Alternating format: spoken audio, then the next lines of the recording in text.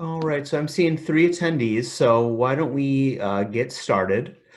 Just wanted to, before we jump right into the webinar, Paul and I thought it might be a good idea to kind of give everybody a quick little opportunity to introduce themselves. I can start, and then I'll pass it on to Paul.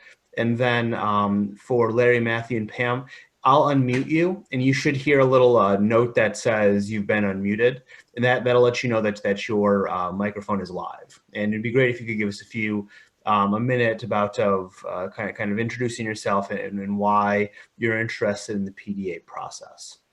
So to get started, my name is Ethan Guy. I am the principal analyst for the Community Development Department, and I've been working with Paul on the development of these PDA boundaries. And I'm going to hand it over to Paul.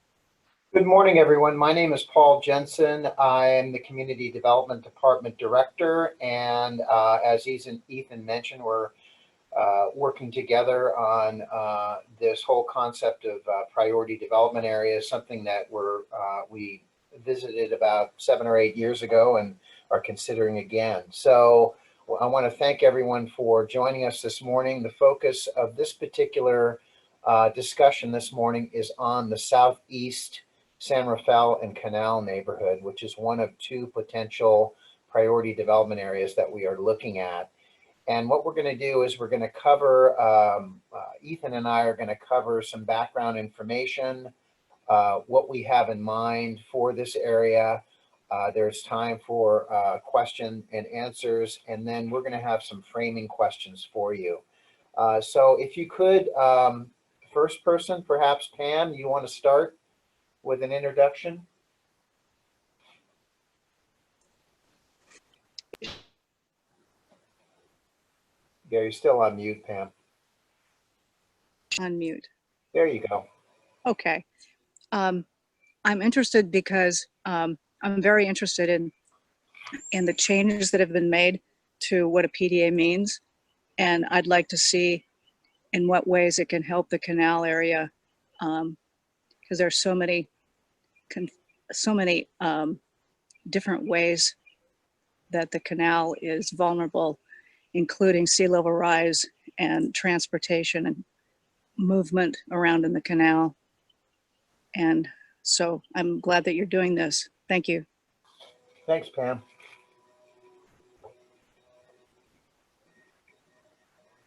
Larry, do you want to go next?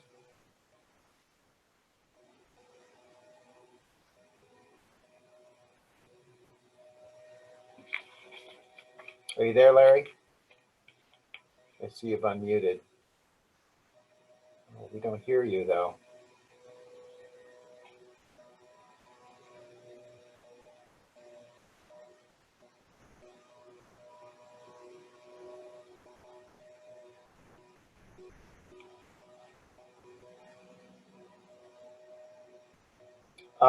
Shall we move on to Matthew? Terrific. Hello, do you hear me okay? Yes. Hello, good morning.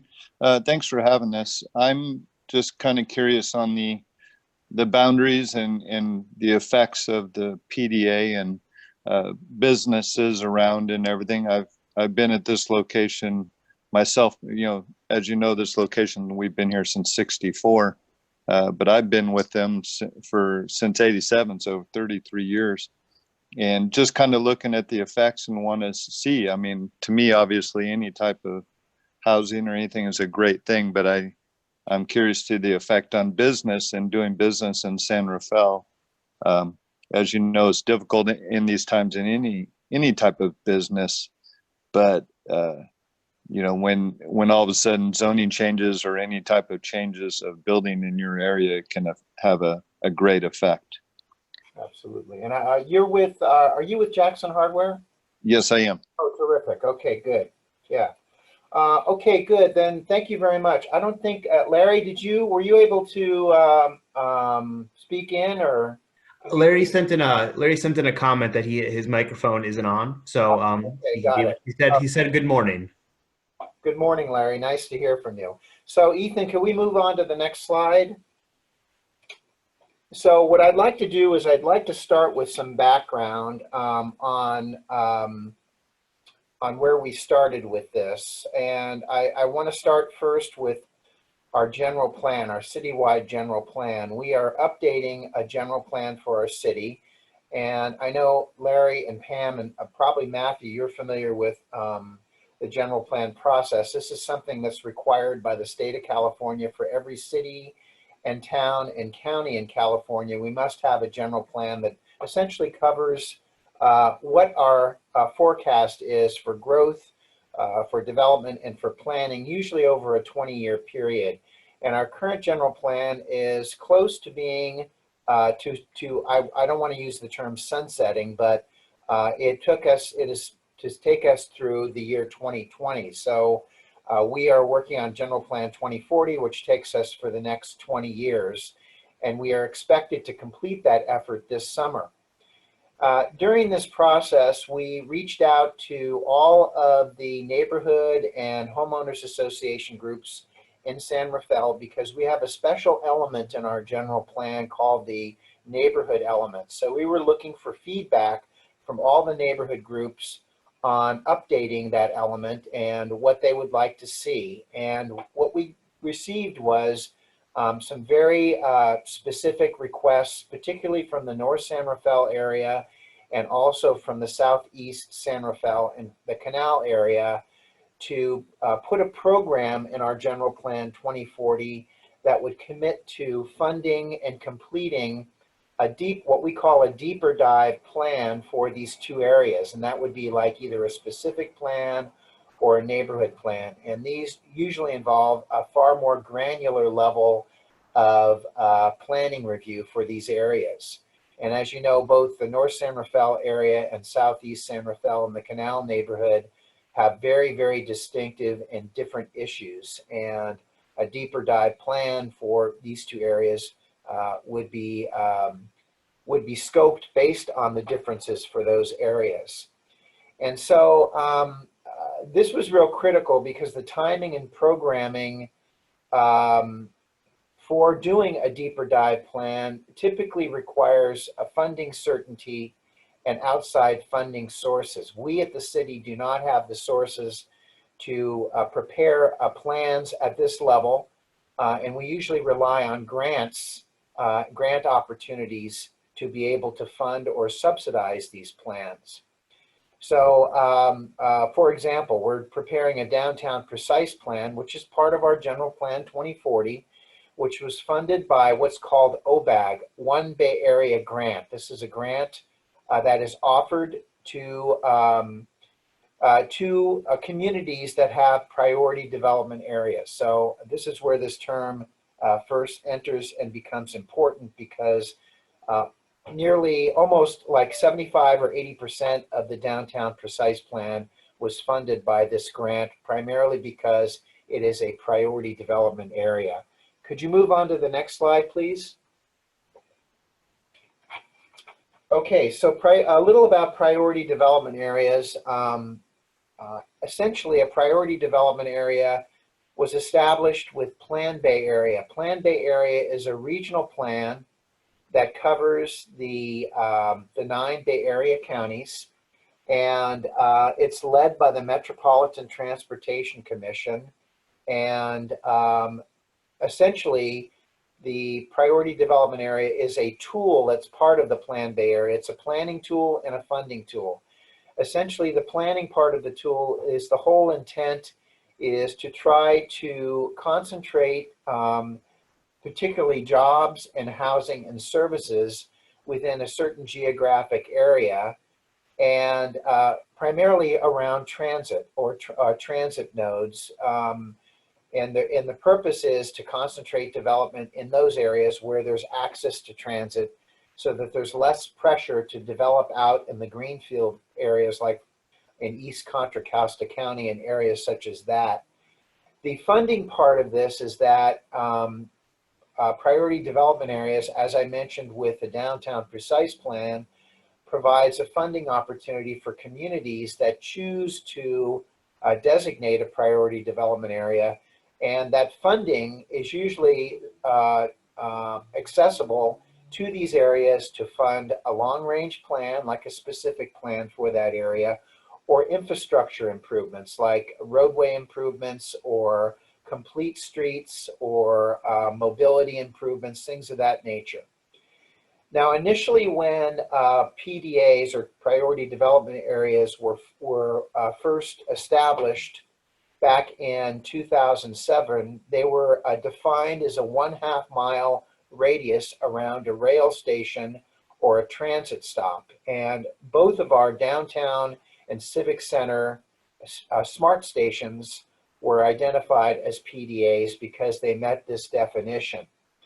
And as a result, we designated those areas as priority development areas, and we received a grant to prepare what's called station area plans for these two areas in 2011. The Civic Center priority development area was actually removed or rescinded in 2013. There was a lot of controversy over that particular PDA at the time, the area that it covered, and some of the recommendations in the station area plan. And as a result, that designation was removed, but the station area plan remained with some substantial changes that were made to some of the areas that were of concern. Could you move on to the next slide, please? So why are we considering this again, and what has changed since 2013? Well, there are a number of things that have changed. First of all, the definition of a priority development area has broadened. It's no longer just a circle around a train station, a smart train station. And Ethan is going to go into a little more detail on how, what areas are now eligible, because we can form our own boundaries. We have the authority at the local level to form the boundaries, so we can make them very compact or very large as long as we meet certain criteria.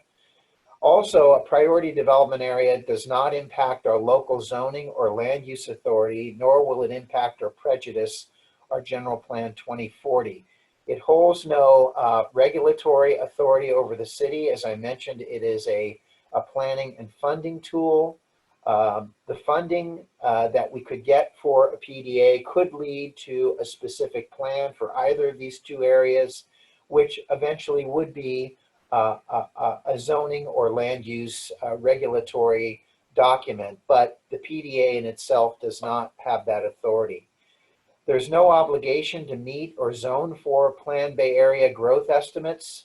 As part of Plan Bay Area, they identify growth estimates and also growth estimates for PDA eligible areas. But we as a local jurisdiction, if we designate a PDA, we are not obligated to meet any of those growth estimates, because that's always been a concern by the community. We are in a housing crisis, which we did not have 7 or 8 years ago. And we've been given direction by our city council to look at opportunities to address housing and find funding to aid in the development of housing. And then lastly, we are obligated by the state of California to meet certain regional housing need requirements. It's called RHNA, Regional Housing Need Allocation. We are given a housing allocation by the state of California, and we have to find ways to zone property for housing. And we expect that during this next cycle, that particular allocation for San Rafael is going to jump. So we have to find ways to look at opportunities to place housing in our community. So at this point, I'm going to turn it over to Ethan, and he's going to go over more of the specifics of the priority development area eligible boundaries and what we have in mind for the Southeast San Rafael and Canal neighborhood. Thanks, Paul. So one of the big questions that has come up as we've been looking at the PDA designation conversation is, what does that designation commit the city to?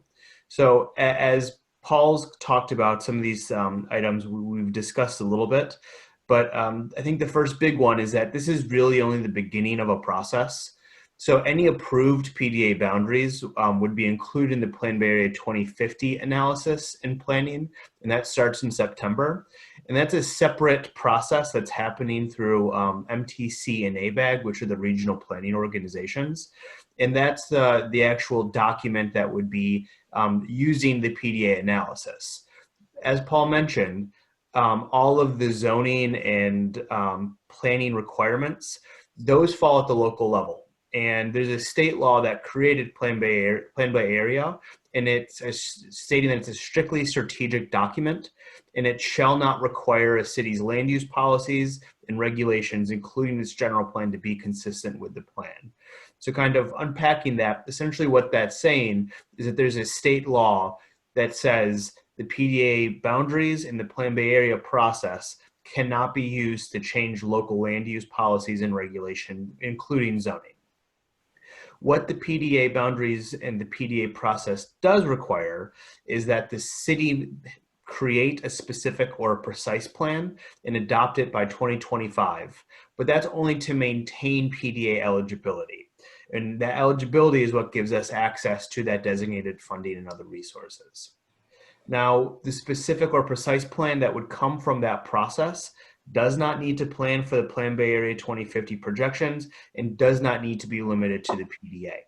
So what we mean by that is we could make a decision today about the PDA boundaries. And as we go into the process of creating a specific or a precise plan, decide that we want to change those boundaries themselves. That's okay as part of the PDA process. The idea is that they're really trying to give the community more insight and more ability to kind of shape what those PDA boundaries, and also understanding that as this process continues, that's going to continue to be changed. And so by that specifically, that last bullet point is that a jurisdiction can change or rescind a PDA boundary at any time. Now, if we were to change or rescind a PDA boundary, it wouldn't be reflected tomorrow. It would be reflected during the next time a PDA update cycle occurs, which is about every 4 years. So where are we right now? So as of March 13th, I think March 11th maybe, MTC and ABAG started accepting local nominations for PDAs through a letter of interest process. What that letter of interest process does is it requires a city to submit a signed letter of interest by May 31st. But the letter of interest isn't finalized until there's an authorizing resolution, which needs to occur by June 30th for any new PDAs. So right now, LOIs are being considered by MTC and ABAG board for approval, and that the approval process would happen in August and September. The approved PDAs then would be included in Plan Bay Area 2050, the final blueprint analysis, which is scheduled for approximately September. So the map on the left kind of shows you all of the PDA eligible areas in San Rafael. The dark red around downtown is that existing PDA. As you can see, it shows that half-mile radius that Paul was referring to. But one important note is that a PDA nomination does not have to be limited only to the shaded areas. It can include areas that are outside of the shaded areas, but two things do need to happen. One, any PDA nomination has to include at least 50% of an eligible area. And additionally, if a city wants to nominate and tell MTC to only focus on PDA areas for their analysis, we have to nominate up to 50% of our PDA eligible areas citywide. So where have we gotten today? The last time that this was discussed was at the May 18th City Council meeting. The City Council agreed to submit a letter of interest for Northgate and Canal PDAs, but they directed staff to conduct further outreach, which is what's going on right now. That authorizing resolution that would finalize the PDA is required by the end of June, and we're currently scheduled to have that heard by City Council on June 15th. And again, just want to reiterate, the PDA designation allows access to designated funding community resources to help facilitate a community-driven planning process. This is just the start of this process. So speaking specifically about the Canal PDA, this is kind of a blown up area of the area that is eligible for a PDA. It includes areas east of Highway 101 encompassing the Canal neighborhood. It also includes Spinnaker Bay Point, portions of Point San Pedro Road along the canal, and then the areas west of Highway 101 along Anderson Drive. After comment that was received and discussions in City Council, we expanded it quite a bit. So right now, the proposed Canal PDA boundaries includes major boundaries of the area in the canal waterfront and the canal neighborhood. It includes the canalways properties, and it's supposed to say east of 101, but that got cut off. And then the areas west of Highway 101. So that includes Anderson Drive and kind of the area down by the sanitation plant. What it does not include are the Spinnaker Bay Point neighborhoods, but then also those areas on Point San Pedro Road. So just to kind of give you a bigger view, because I know that can kind of be a little smaller. As you can kind of see, that it runs along most of the city boundary by 101 and 580. And then kind of hugs Woodland up by Anderson Drive. So with that, we just want to have a larger conversation. It's fairly informal, but because we know people have questions, we just want to make sure that we're responding to them as much as possible. So everybody, you should be able to unmute yourselves if you have any questions. We're hoping to kind of spend the next 10 to 15 minutes having just kind of a general conversation about the PDA boundary. We do have some framing questions, as Paul mentioned, that we kind of like to end the conversation with. So at about 8:40, 8:45, I'll wrap us up a little bit so we can move into that. But everybody's unmuted now, so feel free to unmute if you have a question. Ethan, before we start, I just want to mention that we had solicited questions to produce a frequently asked question list, which we have on the webpage for PDA. And there's a lot of good information in the questions that have been asked to date. So urge you to take a look at those as well. Thanks, Paul. Yeah, great point.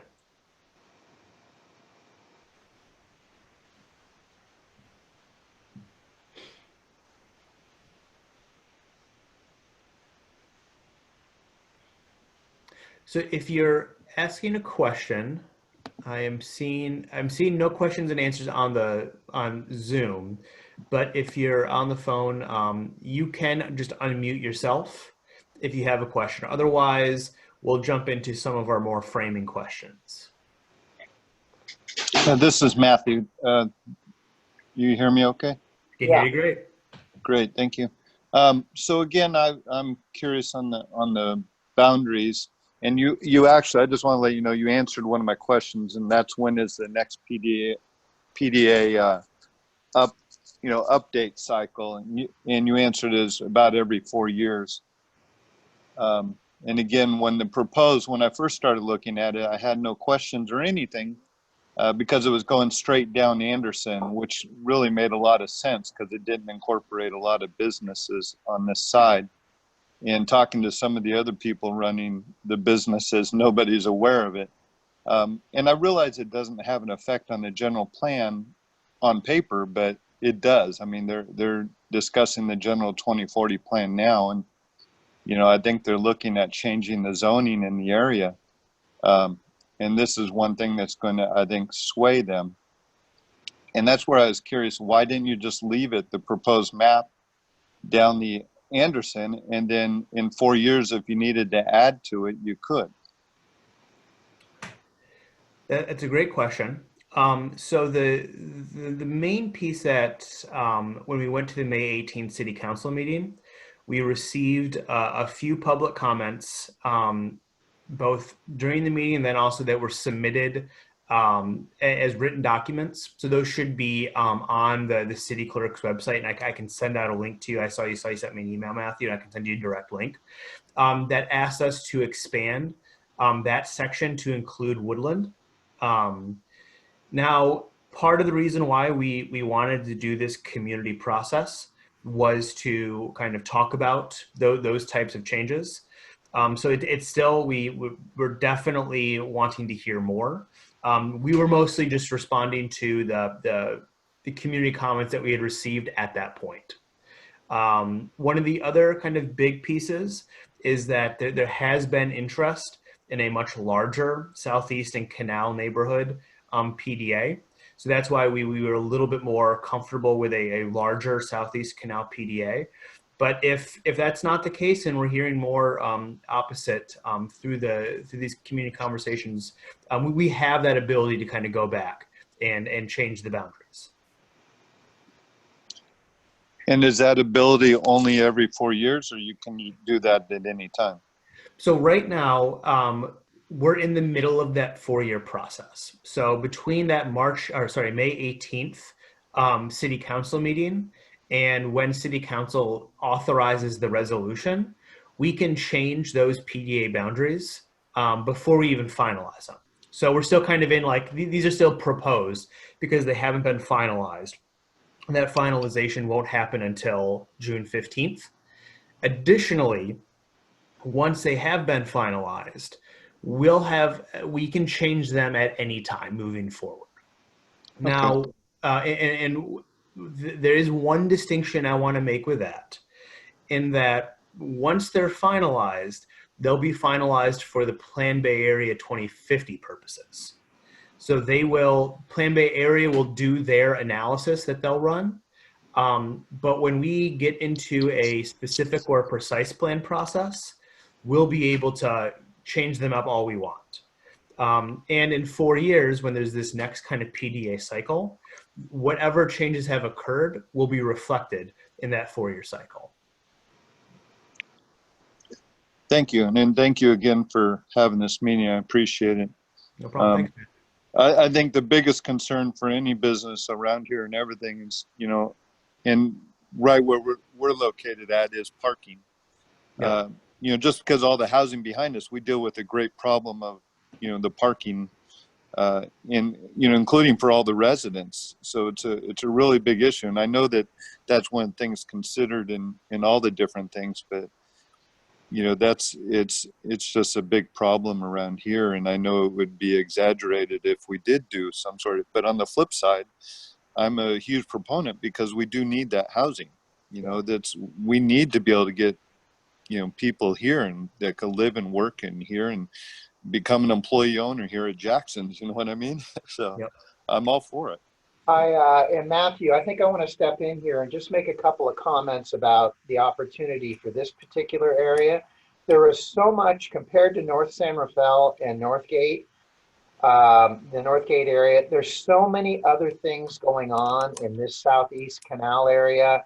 You have high density housing, you have lower density housing, you have businesses here that is basically sustainable for all of Marin. This is where you get your car repaired. You get your the tile for your bathroom remodel, or you get your construction supplies, or you have your plumber or whatever. These are all very important things that we don't.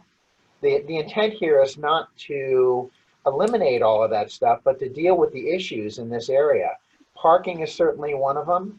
Potential displacement in the canal is another issue. Sea level rise, Pam brought that up, is a huge issue in this area. A priority development area designation provides some opportunity for funding to do the planning that touches all of those topic areas, not just housing. So I just wanted to make that clear. Thanks, Paul. And I see Pam has her hand up, but before I jump to you, Pam, Larry sent in a question comment. He said, I had some concerns about the original boundaries, but the revised ones make a lot of sense. This appears to be an extension of our planning process that's fully funded through grants, so I think it makes great sense. Thanks, Larry. And Paul makes a critical point, sea level rise. Thanks, Larry. And Pam, you are unmuted, so it's all you. Thank you. I wonder if Matthew, if you could say more about, aside from parking, what your concerns might be.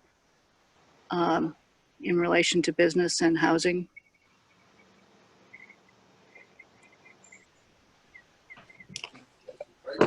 Mostly it's just if there is some sort of having to relocate because of the business and being of the, providing a tax base, if the area gets changed to housing, then where are those businesses going to go? And I'd be afraid that it would leave San Rafael. Oh, I see. So because I'm worried about, we got to maintain a tax base also. Yes. And like Paul was saying, that, there's a lot of businesses around here that, provide not just for San Rafael, but for quite a big area of Marin. And so, they might be able to stay in Marin. And I'm not talking about myself. I'm just talking in general because you asked a general question. So it's more the concern of, it's that balance act. That's what I say. I'm a huge proponent. I know we need it, but at the same time, we do need a tax base, and we need the, retail. Even if you look at the Marin Economic Forum, retail is a huge part of the, San Rafael, and we need to make sure we balance it out. That's all that I'm concerned about. Thank you. That helps me understand those No, concerns. oh no, thank you. And the water level, I'm right there too, because, we have a pump right out in front of the store. And I've been here long enough to see various floods and to see water inside our store. So it's huge. That's another good area to be concerned about. Yeah. So one thing I wanted to mention, getting back to the issue about housing, and Pam, you probably remember this discussion because you've been participating in the General Plan Steering Committee meetings, the General Plan 2040, and there was a big question on whether or not we wanted to introduce housing as a land use allowance in our areas that are industrial. We allow housing on commercially zoned sites, like for example, Marin Square. You can put housing on that property, but when you get along Woodland Avenue, Francisco Boulevard, further south on Kerner Boulevard, those are areas that are designated for industrial and light industrial, and they have a huge value, not only like Matthew said, to San Rafael, but to Marin County at large. And so there's been a big question on whether or not we even want to introduce housing in those areas. A specific plan would offer an opportunity to take a look at that topic at a finer level. Right now, we are not making any changes on our general plan that would introduce housing in the industrial areas, but this is something that we could look at. But again, we have to balance it. And a priority development area, as I said, is not all about housing. It's also about services and jobs. So just want to make sure everyone understands that.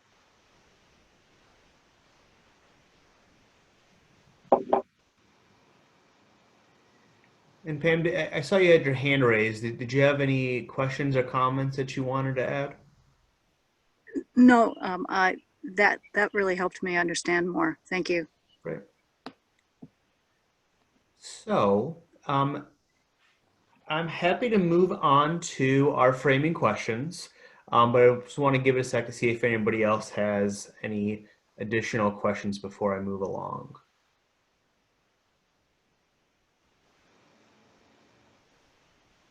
All right.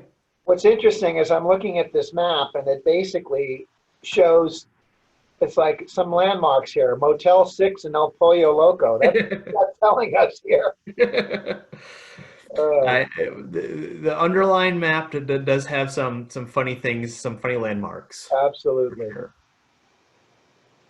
And before I move on, Larry asked if Paul, could you talk a little bit about the canalways a bit? Certainly. I do know Pam knows canalways very well, so we don't have to explain where it is, but Matthew may not be familiar with it. It is a large 85-acre low-lying area that's the last remaining undeveloped property that's inland of the shoreline levee or the shoreline park. And if you see where the area is, where Spinnaker Point and Bay Point Lagoon is located, can you put your arrow where that is right there? And then further south, that's where the Canalways property is. And that site is subject to sea level rise. It's in the flood zone. And it's I think, a critical piece to greater planning for adaptation for sea level rise for this area. A lot needs to be done out here to protect most of this shaded area, a lot of which is subject to sea level rise, and that's an opportunity area. And so it would benefit from us doing a specific plan for this area. We could do some more precise planning for that property as well. I hope that answers your question, Larry.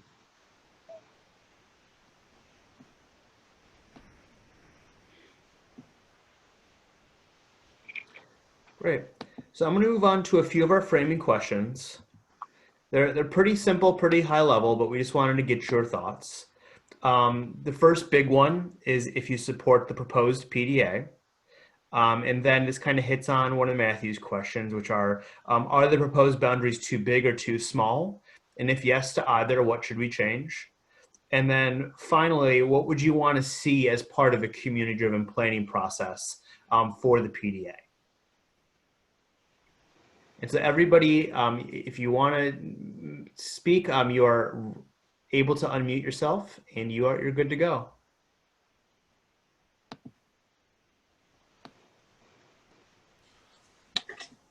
This is Matthew. I'm not going to talk about proposed PDA boundaries, but I think you know where I stand on that. But it's again, I think the main thing on the community-driven planning process is,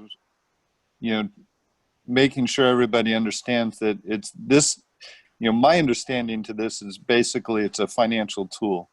It's a funding, it's a way to get the funding so you guys could look at it, not necessarily change it.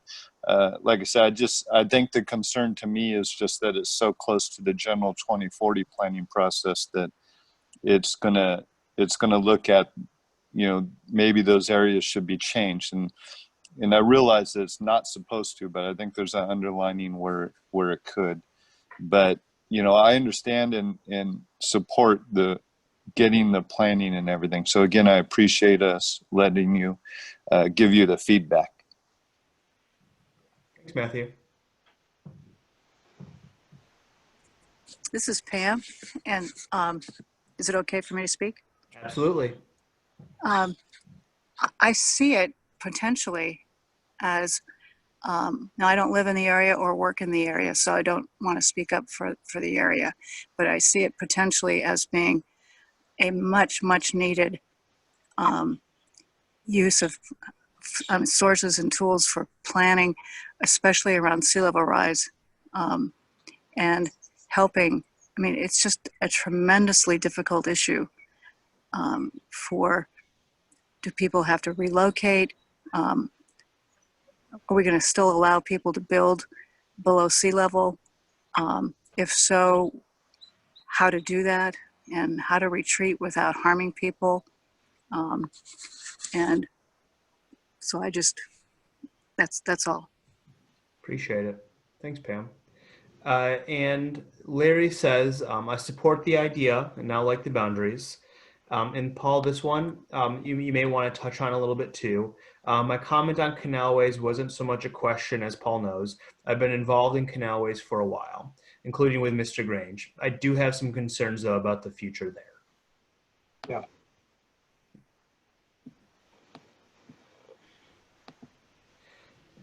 Perfect. So that's all we have for today. We have an appendix if you want to see the appendix, but it's nothing too great.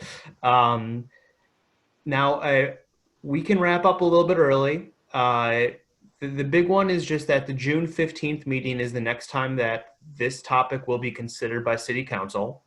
So we encourage you to attend that meeting if you're interested. Additionally, I think everybody saw our website. So we have a city website, but then also 2 Neighborland websites to help us access comments. So feel free to use those websites if you want to put your comments online.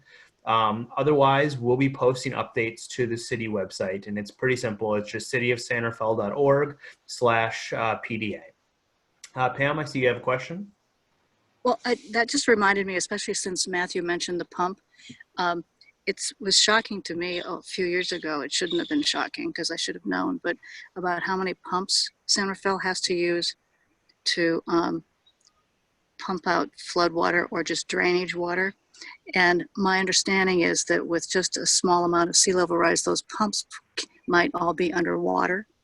And my hope is that that will be addressed in some of this discussion, because of course they'd be useless if they're underwater. So that's my only comment. Great point. Paul, do you have anything on that? I did want to mention that a lot of those pumps were put in after the 1982 storm that we had, that basically most of all of that area was underwater.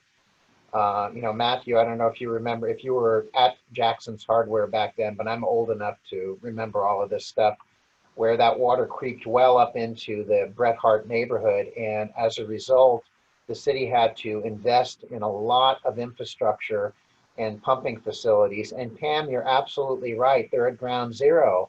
And they are also vulnerable, just like everything else out there, to rising waters. So that's a good point.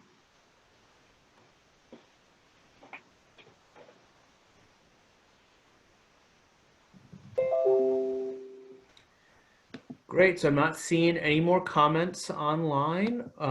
So I think we can wrap up. Just wanted to thank everyone for jumping on. If you're interested, Matthew, I see you unmuted. Yeah, I just wanted to say thank you and I appreciate it.